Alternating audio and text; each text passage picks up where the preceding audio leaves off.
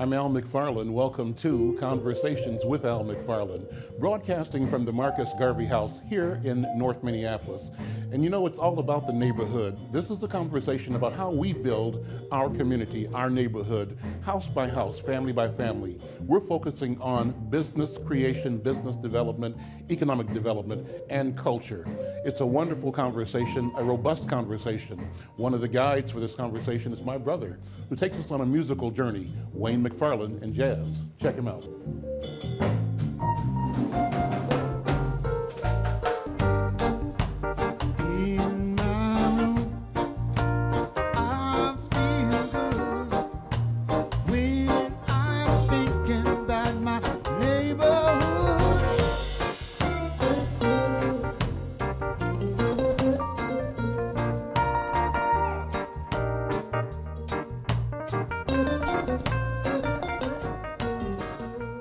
I'm Al McFarlane. Welcome to Conversations with Al McFarlane.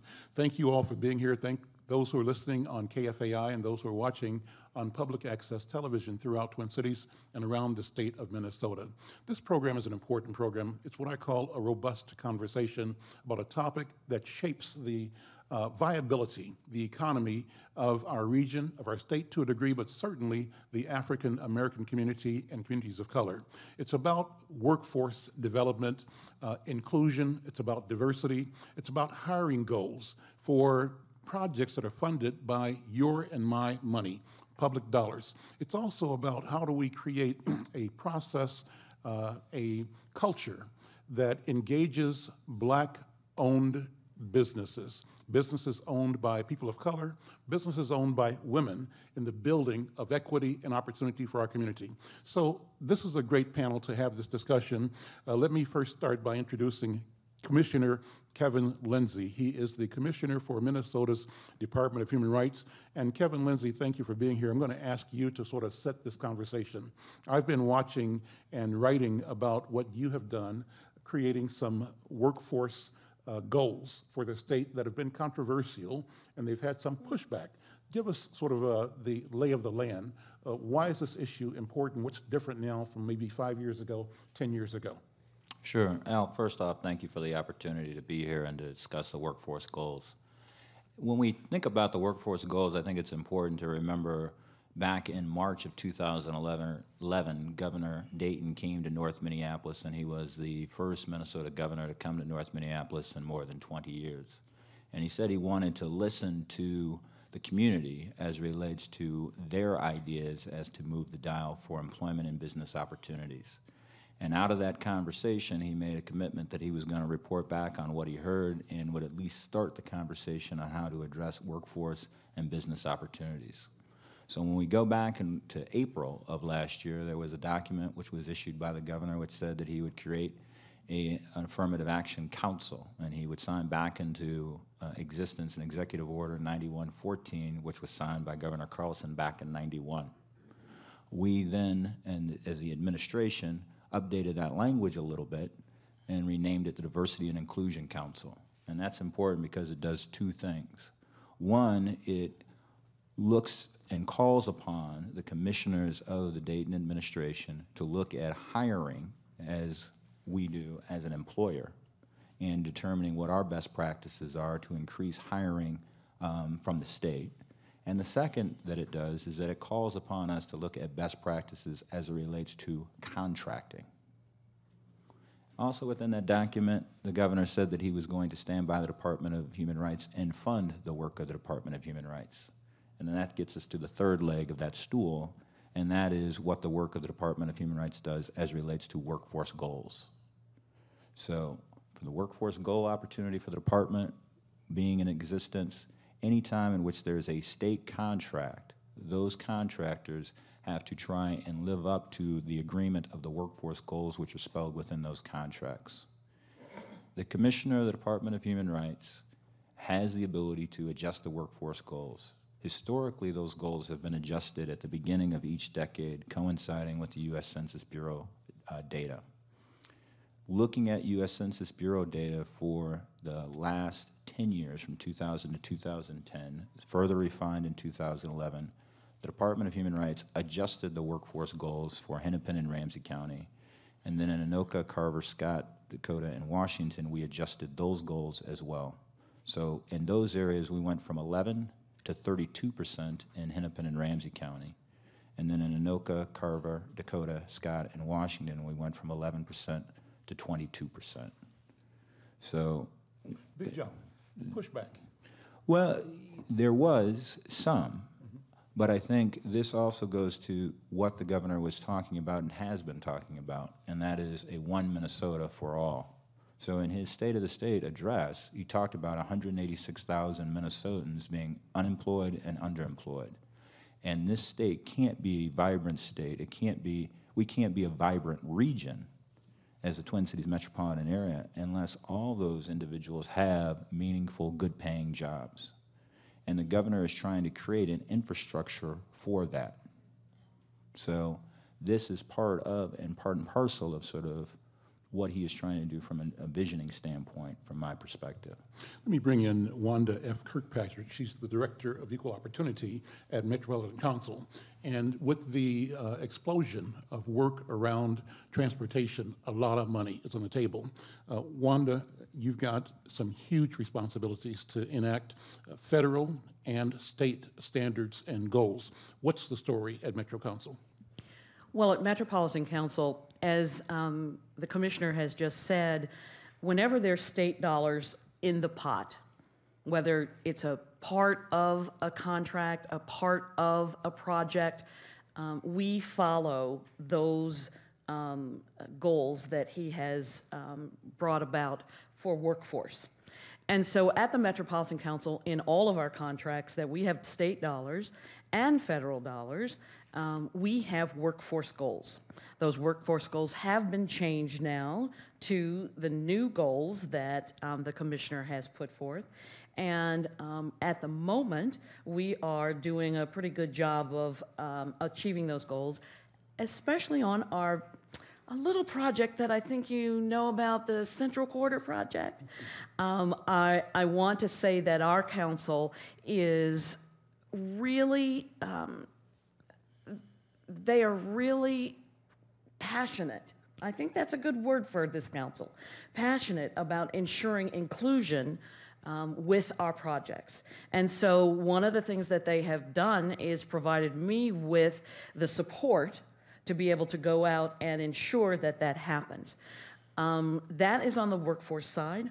On the DBE side, we go by our federal rules on these large projects because the feds say if you're going to use the federal dollars, there are strings attached. And one of those strings says that we must have a DBE program here in the state of Minnesota.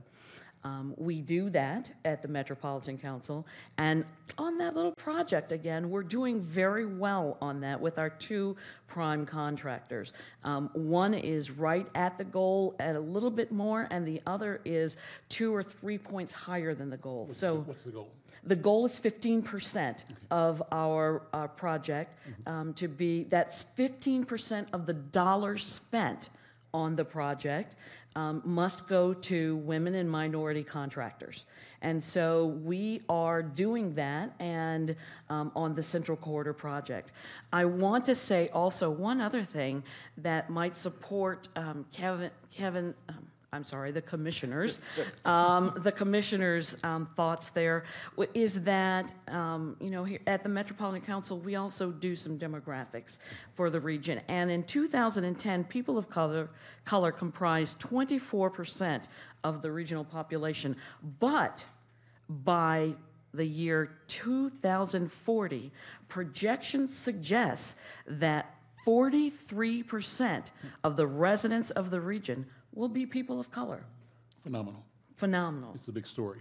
And so when we take that, interpret that data to local, where the rubber meets the road, I'm going to ask 8th Ward City Council member Elizabeth Glidden to talk about how cities respond and set their own goals, but also work within the context of regional and state goals. Elizabeth, thank you for being here. Thank you for your leadership. You were here before talking about the problem of missed goals or not being responsible as a city in attaining goals, and you've worked on that. In this conversation, how does the city fit into this attitude of increasing and adopting effective, realistic goals for inclusion?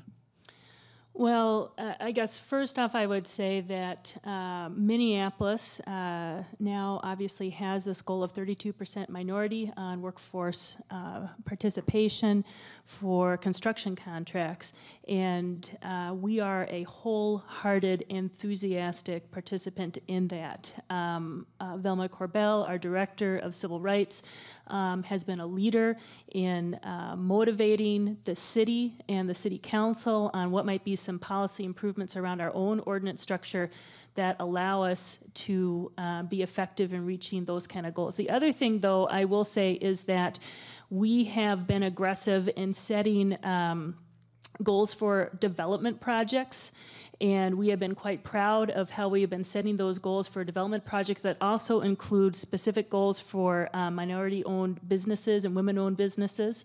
And being able to point to those high goals and some success that we have had is something that we are now utilizing in negotiating on what's being called the master agreement for the largest publicly funded infrastructure project in the history of the state of Minnesota, which is, of course, the Viking Stadium project.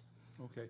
Let me ask Reverend Staten. Go ahead. Before you do that, just so that we're clear sort of on that creation of the goals, because sometimes within the business community, they say that what's going on in the state's not aligned with the cities or in the counties. So specifically on the workforce goals, when we worked to develop the goal of 32%, we reached out to Commissioner Corbell.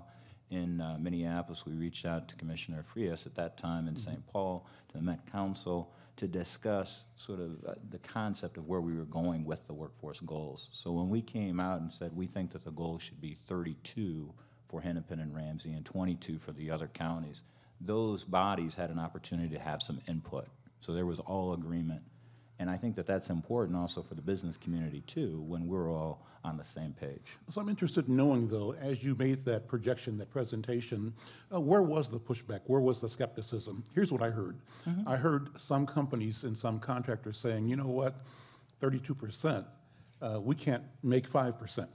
How are you going to shove 32% down our throats? And so there was this resistance based on what they thought was the reality of the inability of the market to produce that kind of involvement by minority businesses or by workers. What did you say to that, and did that occur? Sure, it did occur. There were some businesses out there which said that they would not have batted an eye had the goals been in the mid-20s. Okay. So, and we can point to projects such as TCF Bank. We can point to projects such as the Twin Cities Ballpark. There are various buildings in the city of Minneapolis, some within the city of Minneapolis School District, in which the numbers were over 50. And also in the city of St. Paul, I've seen documentation concerning projects in which workforce goals over 32% were achieved. So it is possible, given the current numbers right now, to be able to achieve those goals. And going to the demographics, I think what I really heard, Al, was, and this is a broader conversation, people are really shocked in the 7-county metro at how diverse the 7-county metro is. There were people who said there are just not that many people of color in the Twin Cities. And people kept running to, well, the city of Minneapolis only has 30%, as if that was the only city in Hennepin County in which people of color lived. So this conversation about the workforce goals, I think it's a broader one, and that is pulling all these people together, and that people of color are here in Minnesota, and it's no longer just sort of Kirby Puckett and Prince, right? That's right, that's right. Al, I wanted to mention something else. You said to just pop in. Yes. One of the other statistics that we have at the Metropolitan Council is that the population, the senior population, will double between 2010 and 2030. And so that also means that there is an opportunity for folks to get into the construction business because folks like me are going to be retiring at some point pretty soon, and we do need that young blood coming in. And that young blood that's coming in, we just said, by 2040, there's going to be 43%. So who is that young blood? it's the people of color here. Wanda is exactly right. So the average median age for someone who is Caucasian in Minnesota is 42 years. For someone who's African American, it's 32. For someone who's Asian or Latino, it's 22. And on the flip side on that, the people who are aging out of the workforce, 10 out of 11 Minnesotans over the age of 60 are white. And that number doesn't drastically change when you're talking about 50 and over. And given that we're talking about hard physical labor, there aren't a whole bunch of people over 50 years old doing hard physical labor that's demanding of construction. So we're going to see a mass exodus of people in the construction field over the next 10 years, and they're going to be replaced by people who are Latino, who are Asian, and African American. I'm Al McFarlane. This is Conversations with Al McFarlane. Stay tuned. We'll come back and talk more. I want Reverend Staten to talk about what happens when we set goals and don't keep them, because the history is that goals have been set, but some institutions of government have failed to follow the law to meet the goals, and as a consequence, our community has suffered. Stay tuned. We'll be right back.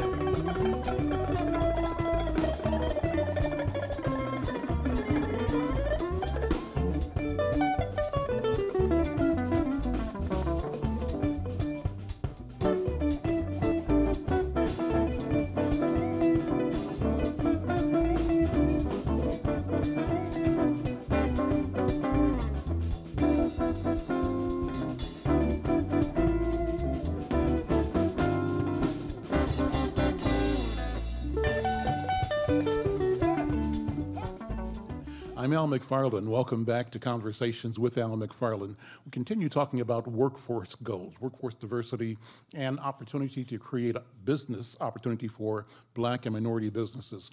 Reverend Staten, in a previous program, you talked about how Hennepin County in particular, if it did not carry out its own standards, its own goals, its own laws, ordinances controlling workforce diversity and the purchase of goods and services, contracts for minority businesses, the result of that was a net loss of wealth in our community. Tell me that story. What does it mean when we don't do what we're supposed to do?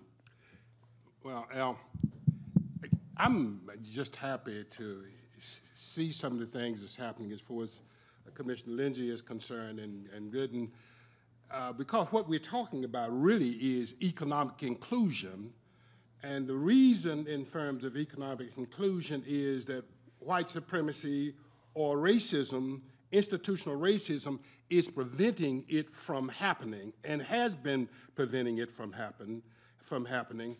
And our communities have literally lost billions of dollars as a result of the laws not being followed, period.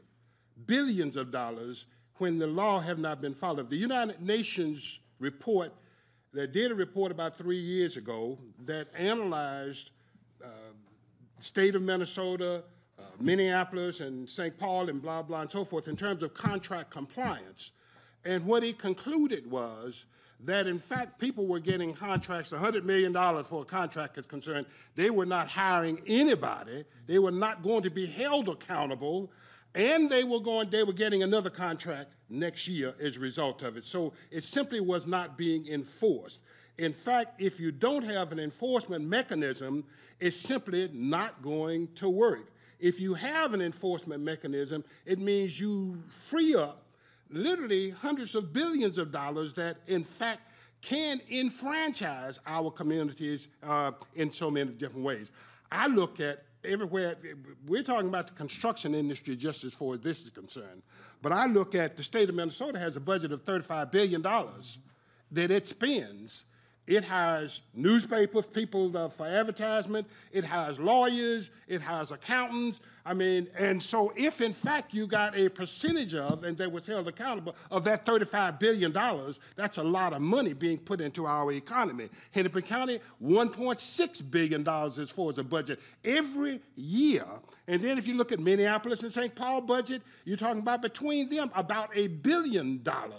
And so we're talking about some serious things happening in terms of being able to build an economic base. We've been excluded in so many different ways, and part of my concern now is that from an institutional point of view, we have greater trouble ahead because as we see some of the kinds of things happening here, we also see that before the Supreme Court now is a law, is an action to throw out affirmative action in hiring and construction and the contracting area. And that's my concern, that too few people know about this thing. It hasn't done everything that it can do, but our best possibility is having in place an accountability system to hold people accountable. Thank you. Lewis King is the organizer, the president of Summit Academy, OIC. It's a legacy institution that creates jobs and creates opportunity, that trains and mobilizes. And Lewis, you've been working with creating collaborations, Hire Minnesota and others, to address the question of workforce and highway construction opportunity, access. What's the story from your point of view? How do we organize and mobilize so that we, in fact, meet the demand and participate fully in the workforce and in the contracts that are available in the public sector and private sector? I think that Reverend Staten touched on something that's very important. Language is very important in shaping how things get done, how they're perceived. And the institutions always refer to percentages and goals and hours. We're really talking about money. Mm-hmm. Hypothetically, if there's $100 million worth of labor on the table and a participation goal of 11%, that could be $11 million worth of earnings. If they hit 6% and we make $6 million, they'll go, well, you know, we hit 6%, we were whatever short. But the real question is, what happened to my $5 million? And this is a final step that we're working to accomplish, because if we don't earn the $5 million, then we go over to the Department of Human Services or to a foundation and say we need $5 million in services. Well, in the legislative realm, they said we're not going to raise any taxes. We're cutting programs. Why don't those people go earn it? Well, that was the intent in the beginning. If we go to a foundation, they talk about all the great proposals and great causes, and they don't have the money. So, as you know, we've been doing this Hire Minnesota thing for several years because we ran into this wall where you could train people. It could be perfectly competent, but they couldn't get in. And so we discovered a couple of things. One, construction has two worlds, vertical and horizontal. Vertical is more easy to influence because the policy makers, elected officials, are closer to you. Also, there's a true competitive environment. In flat work, there's only a handful of companies. They do all the work, and they have very cozy relationships with the engineers who drive MnDOT, which does about 50% of the $2 billion per annum that we do in work around here. So it's far more difficult to influence. It's going to take us a decade or more to get that done. The other thing we found out was that you can have policies in place that say X, but if the practices are to follow A through O, and O doesn't realize, and A through O is good faith effort, and a good faith effort does not result in hitting the goal, it's a paper drill, and you just can't have that.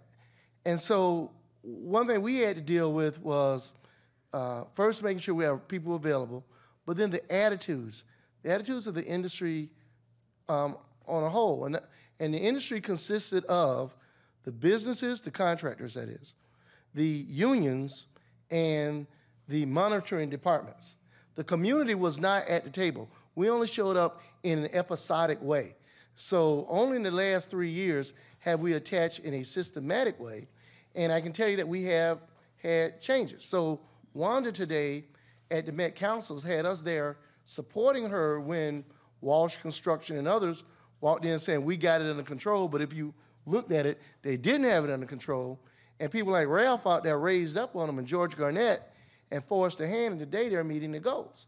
Or when the commissioner's department was about to get gutted during the legislative process and we showed up, or when we threatened to shut down highway projects, did we get change? So I think that we're poised now to take that final step. And the final step is to quit discussing this. Don't stop with the discussion about percentages, but make it real. I'll close with this example.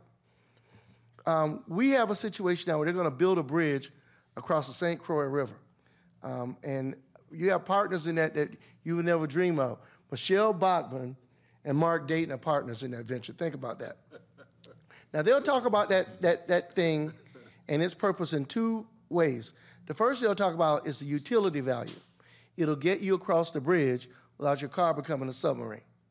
The second thing they'll say in the next instance is not cost, but the number of jobs that it'll create. And because it is not, the policy is in effect that we are supposed to get 32%, and we don't work for free, so it implies that we get 32% of the money. That's the true measure that we've got to advance this thing to. So while the institutions may be compelled to discuss hours and percentages, we the people must help advance the discussion so that the real issue is on the table about the equitable share of the earned dollars. Hey, before we go to that, because I didn't hear that number for St. Croix, because I think people need to hear that number as it relates to dollars involved, because everybody sees the Viking Stadium, it's $1 billion. Yes. What is the St. Croix? Is it 700 million? $700 million. 700 million. So, and now we're just talking 2 projects, and we're not talking about the other MnDOT projects or light rail projects and or she's other got projects. Southwest coming at $1 billion, and Target Center Convention Center is another $1 billion. Let me tell you something. This is it. This is the next 4 years are the defining moment. If the community can mass its collective capacity and continue to build on the progress we made during the first Obama era, which opened the doors. All right, make no mistake about it. He, like Eisenhower and Roosevelt before him, used public infrastructure projects to boost this economy. All right, we started something that in the next 2 to 3 years, as they discuss about the demographics, this is our shot to get into the mainstream. It will never happen again. And we are poised. We are not victims. I want to make everybody understand this. Scott Gray is part of the deal. We are leaning forward. There's no dissension in the ranks. We have partners who can get it done. We are poised to take our place as the demographics change and Mother Nature finishes the work of the civil rights movement. Al, I want to say something about this too, and that is with the help of people like Lewis and the Urban League and the Goodwill Industries, et cetera, one thing that our people have to understand, no longer can you stand on the corner and somebody's going to drive by in a truck and pick you up to go work on a construction project. That is not going to happen anymore. People get sued and whatever. But what you have to do, now is the time. You heard all of those projects. Not all of those projects are done and ready to go. So now is the time to get the training. Now is the time to get to one of these organizations to get in. Now is the time to get into the unions. You cannot wait. You can't wait until the project is said, let's go, because then you're too late. And so with the help of the organizations like Summit, like Urban League, et cetera, the unions, We need to absolutely get our people involved. You cannot stand around and say, well, I can do that. Well, I built my deck in the backyard and it hasn't blown down yet, so I can be a carpenter. Well, that's great. But what if we don't need carpenters? You got to go to these places to find out what we need. We need people to be that. We can't just have this 43% and not have skills.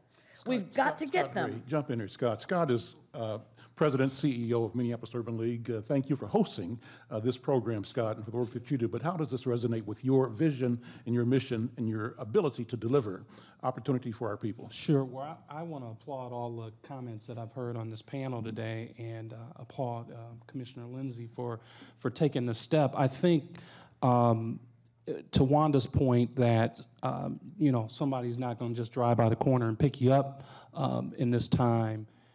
We need to think about making sure that our programs have the capacity to deliver. The goal is there, but I'm not quite sure that the capacity for organizations like OIC, Minneapolis Urban League, which are probably the two leading organizations as it relates to construction training, are we prepared? Are we at the capacity to really drive this number? If we're talking about an interchange project, we're talking about a stadium, we're talking about the St. Croix Bridge, we're talking about maybe $1 trillion worth of projects in the next 5 years. And to me, we need to ramp up the type of capacity in our organizations that have already been doing the work. So what does it take to do that? How do you do that? Well, how do you do it? Takes money to do it. Absolutely. It's going to take resources. I think, as Lewis alluded to earlier, I think we're on the same page as it relates to partnerships and supporting each other.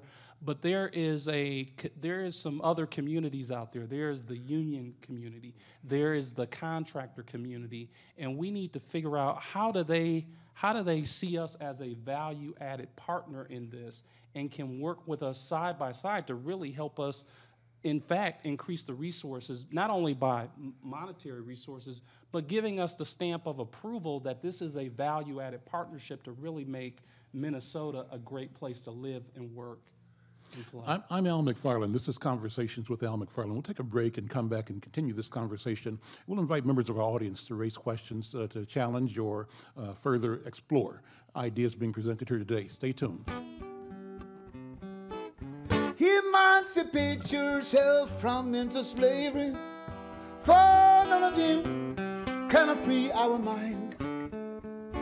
Have no fear for atomic energy, 'cause none of them can stop the time. How long shall we kill our prophets while we stand aside and look at? Say it's just part of it. We've got to fulfill the bull. Won't you help me sing this song's of freedom? It's all I ever had. Redemption song. Songs of freedom. I'm Al McFarlane. Welcome back to Conversations with Al McFarlane, a rich conversation about inclusion, about workforce goals, about women and minority business, contracting opportunities for our community. Reverend Staten, you wanted to sort of emphasize the discussion that we've had so far? Yeah, just because this is such an important discussion. One thing is on the Iron Range, for example, when the Iron Range lost its ability to basically be able to do the iron ore industry, and then we intervened and put a council in place, we also put in place $300 million for training. So the capacity that's being talked about now is something that we need to be putting on the table to make sure that we got the dollars to do the capacity of the work that needs to be done as far as the future is concerned. That's one thing. And the last thing is, everybody need to hear me as far as this is concerned. Within maybe the next couple months or a year at the least, if the Supreme Court rules on the California case, affirmative action and contract compliance will be thrown out. All of this that we're talking about right now, we could lose it, and so we need to be aware of it. Commissioner, you're a lawyer. Respond to that. What, the Supreme Court issue, first of all, but also the question of, as a representative of our governor and as a constitutional, as an officer, a commissioner, how does our state then do for this community what it did some while back for the Iron Range? How do we get those resources to enable the development to create capacity in our organizations? Yeah, I think you have about 3 questions in there. Take them one at a time. The first one relates to what the Supreme Court's going to do. I think it's a little hard to kind of read those tea leaves. I will say I was not surprised that the Supreme Court rendered a decision 5-4, but I was surprised by who was in the 5 out of the 4. On healthcare. On the Affordable Care Act. And then also the discussion about tax, as whether it was commerce, that I thought more people would have leaned more toward a tax as opposed to commerce. So on this issue of affirmative action, I think it's very hard for anyone to intelligently be able to say it clearly is going to come out this way or that way. But the Reverend is definitely correct that this is one in which to pay attention as it relates to what the Supreme Court does.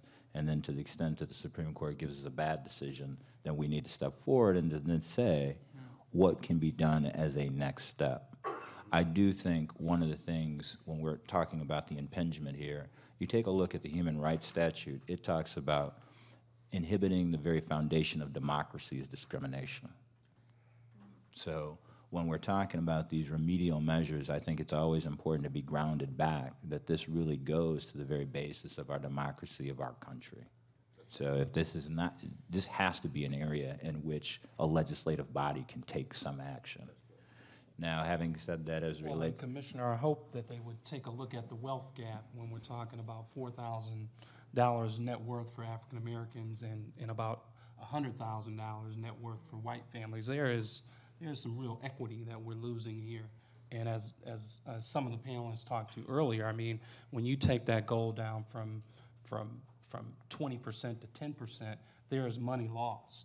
And we just can't afford to continue to lose wealth in this country. oh, and I piggybacking on that, as relates to what I heard the former legislator say, was take back to the language of the Iron Range, and then to say, does that provide a model? And I think you've articulated very succinctly the disparity, which would suggest that a model similar to what we've done with the Iron Range might make sense as it relates to the 7-county metro area. And I want to make sure that everybody understands something. Government has never led the fight for freedom for my people. They always got on board after we carried our own water. Right. And white folks joined us. Okay, that was slavery, that was the civil rights movement. That's this current economic apartheid fight too. So we sit here today talking about progress. 3 years ago, we were hooking and jabbing out there, but we picked up a lot of allies. So in anticipation of what you're saying, we're prepared, bring it on. Whatever they do, if it sets us back, we're gonna do what people always do when they're oppressed. We're gonna find a way to fight it. And when we fight it enough, government tests the water, and when the white middle class get on board with us, then we have change. So I'm not so much worried about that. What I'm really more concerned with, and Wanda said it, are we positioned to take advantage of the opportunities in front of us? Plain and simple, if they run out of middle-aged white guys, then the laws, the affirmative action goals won't matter, because demand in the marketplace is gonna dictate everything, and it's a come-as-you-are affair. You're either ready or not. Now, Scott is right. The pipeline is that big, and it needs to get to be that big. The problem is we probably won't get much of a response until the majority companies go, hey, wait a minute, the labor isn't moving efficiently here, and you got to get more of them in the game. Even when they do that, we have to have solutions already ready to go. So we'll get incremental progress, but when I test the water right now, nothing major until it hits them. That's just the way it is. Jerry Steele is the president of the National Association of Minority Contractors of the Upper Midwest. Jerry Steele, thank you for being here. So how does this conversation affect you as a businessman and as a leader of this collection of contractors who want a bigger piece of the pie? Well, like the rest of the panelists, I want to thank you for hosting this for us today. Since the report came out that we need to do 32%, our organization, the National Association of Minority Contractors, was really excited about this. Mr. Lewis King, you put it exactly. It's not about percentage. It's about the dollars when it comes to construction. And I thank you for making that very clear to me and everybody else. The NAMC, we are working hard to make sure that we collaborate with some of the people who, in the past, create that resistance. We're working hard with the AGC. We'll work hard to collaborate with the AWC, which is the Women Contractors Association. And AGC is the Association of General Contractors. that is, yes. And so by doing that, we feel we're positioning ourselves to get the mentorship that was lacking over the years. The next piece that is really important that we look forward to is the OIC, to bring the individuals that we need to build our companies. We're looking desperately, Louis, for those people. And I know you're doing it. And so the resource need to go to those organizations to develop the workforce that we need to build our companies. The NAMC also need resource. So when we look at it, you gotta put those money that you talk about that goes to training. You can't just say we're gonna do this 32% without some resource to make it happen. From a day to day, we struggle to get our administration on board. We need those resources. And we have the people wanting to go. If I'm to tell you a little stories, I've been in this business for 40 years, and I've seen we have made great progress, but we're not there. And what's stopping it? There are resistance. We have to break down the barriers, And those barriers, the collaborative that we're working on, there is some attempt, but they're not there yet. And we need to make sure that mainstream America ready to do this with us. We don't want to be fighting uphill. We want to be working in collaboration. Collaboration is a key word. Lewis King, you and I talk about that all the time. You've got a model for organizing. You call it a ground game, an air game. You've got all this wonderful, I think, military envisioning that you engage to sort of focus the attention of the community on short-term, intermediate, and long-term goals. How does collaboration work? What are you looking to build in your relationships with other institutions, with businesses, and with the ground, the people, the workers, the voters? Sure. One thing we have to get over in the nonprofit industry is the grant writer syndrome. And the grant writer syndrome, the grant writer writes a proposal that says we're the best and the only that can deal with this population's needs, and all of us happen to work with the worst of the worst. The truth of the matter is, I quickly concluded that Summit could not do it all. We had a vibrant training platform, but we really didn't know how to mobilize to get action in the political arena. So we had to reach out to our friends, the Universalist Unitarians, the Alliance for Metropolitan Stability, other activist organizations who really understand how to move the ball. Most recently, the NCRT, we brought together NCRT is the Northside Community Response Team, which was here for the tornado. But now we have the Urban League, the North Point, Turning Point, others. My good friend Al Flowers with Getting Back to Good and Responsible Communication say, hey, wait a minute. We got 67% Hennepin County dependency in North Minneapolis. No one organization can do those things. And as a matter of fact, our best weapon has been the fact that people never expect to see us coming together. They would never expect Al Flowers and I to be colleagues. Well, after a year, they're probably getting used to it, okay? Nor would they expect the young white activist groups to have an interest in not speaking for the people of North Minneapolis, but in working with us, and that's been a deal. And then finally, we even have the unions who today when folks are dialing around asking if this is real or not, they say, yeah, it's real. We need them as well because they need members, dues-paying members, 10, 15, 20 years from now, and they're smart enough to know that. So my deal has been not only to play for today, and I like to win every day, but to have something that's ready a decade from now so that the children, the 10-year-olds who are sitting here can move forward and take their place in a world that's ready to receive them. Let me bring Tonia Johnson, who's a candidate for Hennepin County Commission for this district. In an earlier program, you talked about an entrepreneurial model, a way to address the problem of systemic poverty and lack in this district, in the Black community. Do you have a question or comment that this panel could respond to? Right, I really do, and it basically goes back to Scott Gray's comment about the bar has been set, Commissioner Lindsey, 32%, and the representative from the Met Council. My concern when I first heard you say that is how are they going to get the people there? And that will still be my concern. I worked at both Summit Academy, OIC, as a job placement counselor, and Minneapolis Urban League. Okay, so the capacity issue is of concern to me because if you do not have the capacity to meet the 32% demand, then what happens? That's problem number one.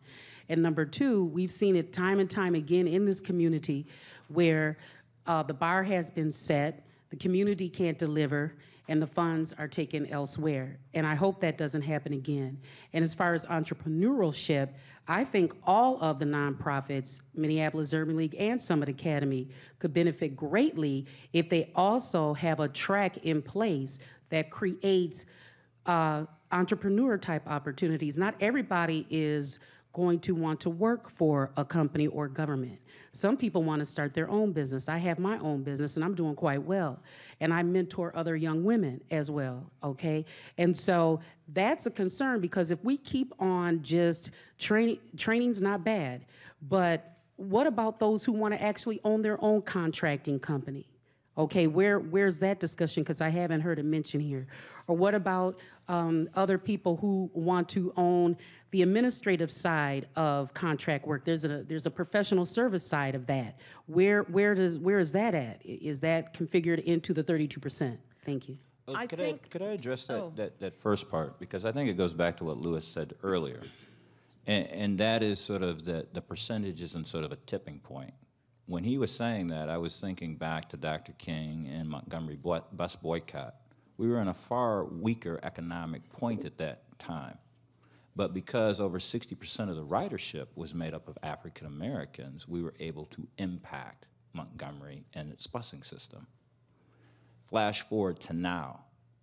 Where we are now is we're getting to a point where we're getting to a tipping point as it relates to people of color in the Twin Cities metro area. That is a reality. And at that point in time, either we come together and we build a more vibrant economy, or we isolate ourselves, we balkanize, and it all falls apart. So to me, this is really an opportunity and a wake-up call for us to come together to figure that out. Now, as it relates to sort of business growth, business development, the goals itself is not to say, work here, then you become an apprentice, and then you become to the business.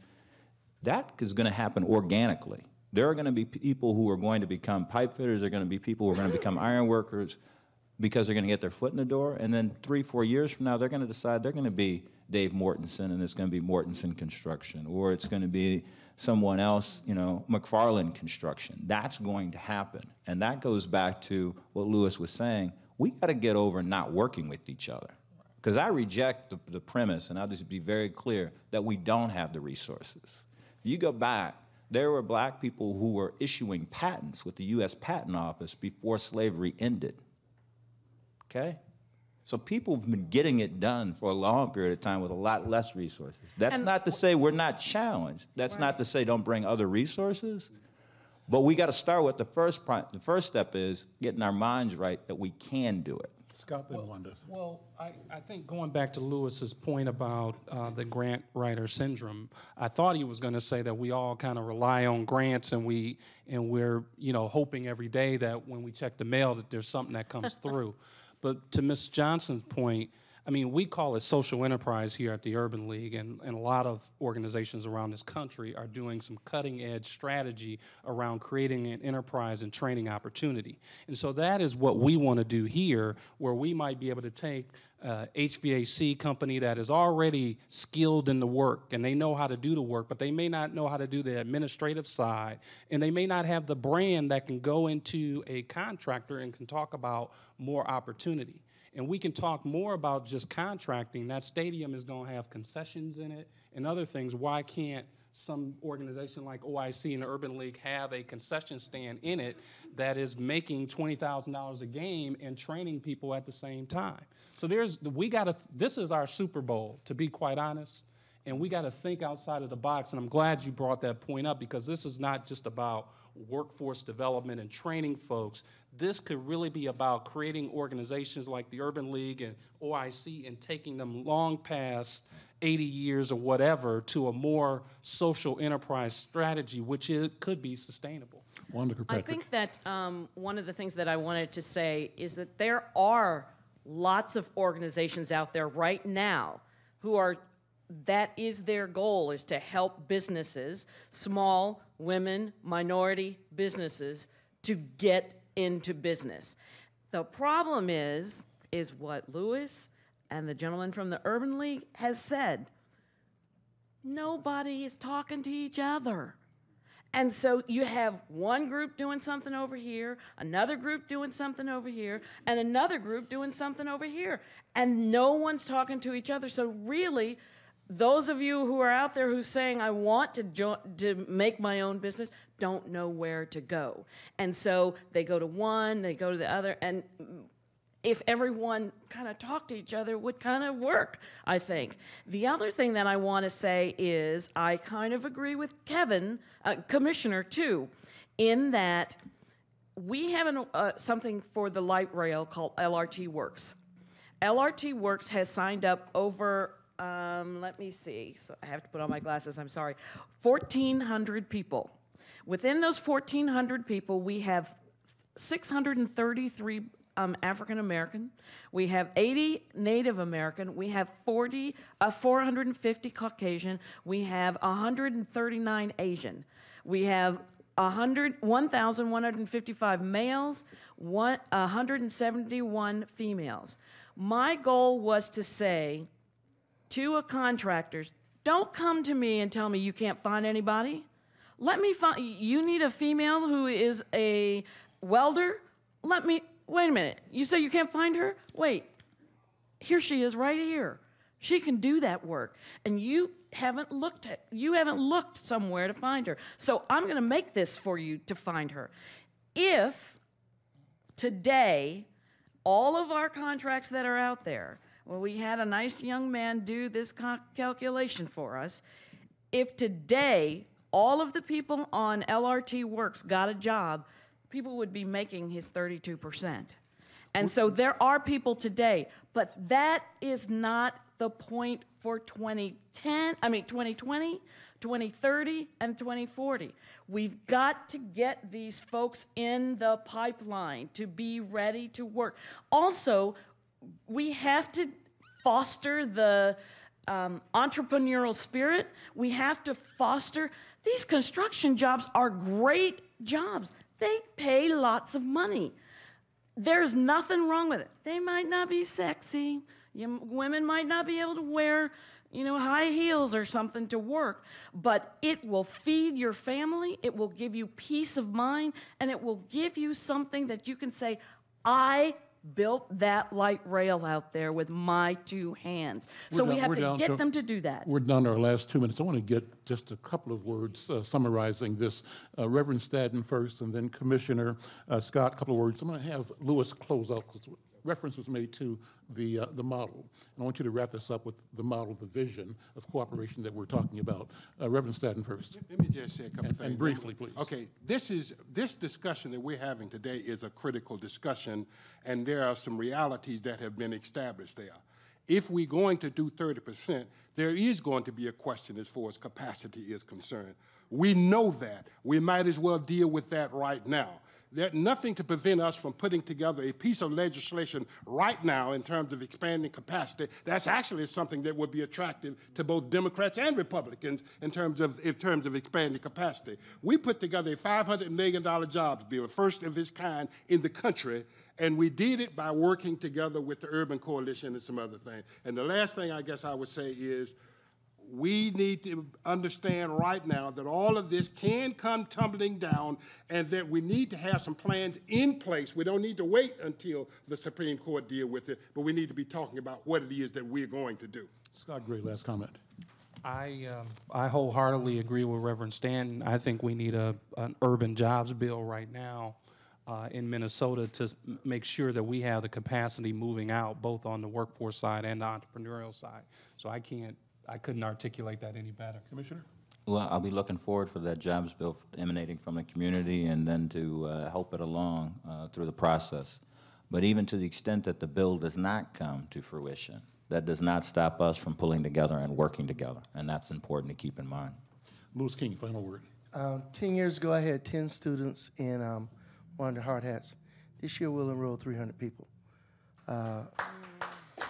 And we're a school. Everybody that walks through that door has $800,000 a year from the people from this community. I don't need to go ask anybody for that.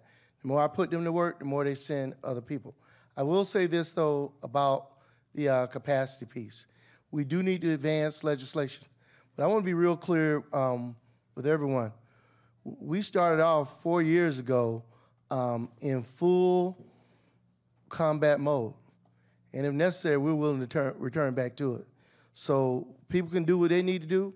We're going to do what we have to do. We're going to work collaboratively with everyone. We built very strong coalitions that have the resolve and the courage to step forward and say, we will go to jail rather than see our people excluded from these projects. And that's a fact. And we will revert back to that if necessary. Today, though, I'm optimistic about the progress we made and the partners that we made, and we're going to make everybody proud. I'm Al McFarlane. Thank you for being a part of this program. Stay tuned. We'll keep focused on building our community. Thank you so much. Good evening, ladies and gentlemen. We got to say good night. We want to thank Al McFarlane for bringing us all those great words and all our lovely guests, all the guests in the house. Everything's good, you know. So I want y'all to tune in every Tuesday morning, right around 9 o'clock. Cause we're gonna play you a song. All the guests will be home. We'll be feeling like talking. Have a robust conversation. All our guests in the house. 2 million people out there. I know you're listening on the internet. KFAI. Come on, listen to the show. Come on, Al McFarlane gonna let you know. Cause this thing he said, the message is clear.